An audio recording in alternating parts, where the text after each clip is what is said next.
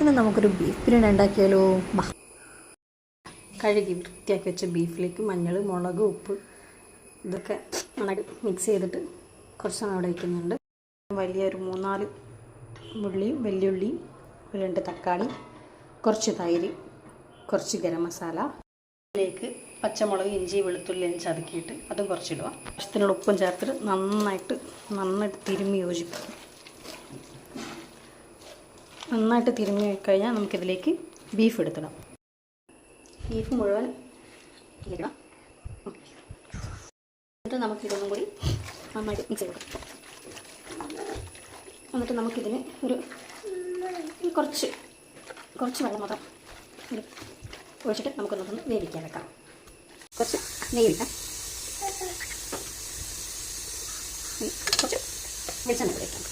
രണ്ടും കൂടി മിക്സ് ആക്കിയിട്ട് എടുക്കാം.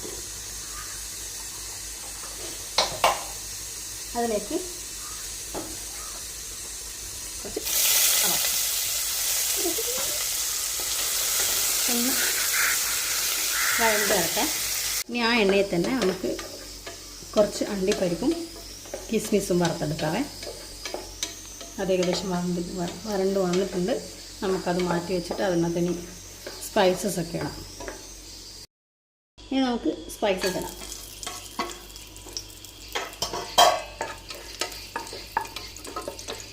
സ്പൈസസ് ഒന്ന് മൂത്ത് വരുമ്പോൾ നമുക്ക് കുറച്ച് സവാള ഇടാം.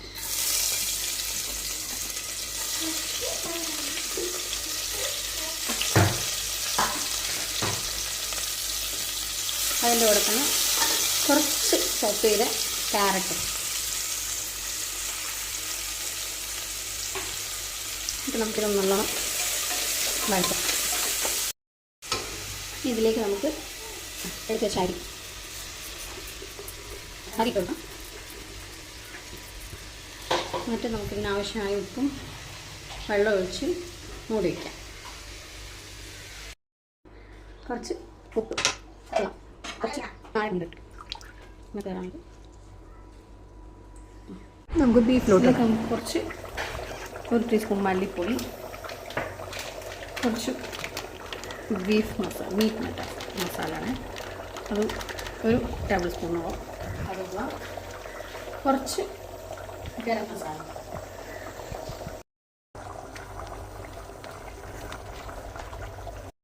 ഒന്നുകൂടി നന്നായിട്ടൊന്ന് കുറുകിയിട്ട് അതൊന്ന് കുറുകി വരട്ടെ. ഇതാ അപ്പോൾ നമ്മുടെ റൈസൊക്കെ സെറ്റായി, നമ്മളെ ബീഫും സെറ്റായി വന്നിട്ടുണ്ട്. കഴിക്കാം. ഇതിലൊരു സംഭവം ഉണ്ട്, അത് കണ്ടുപിടിക്കണം.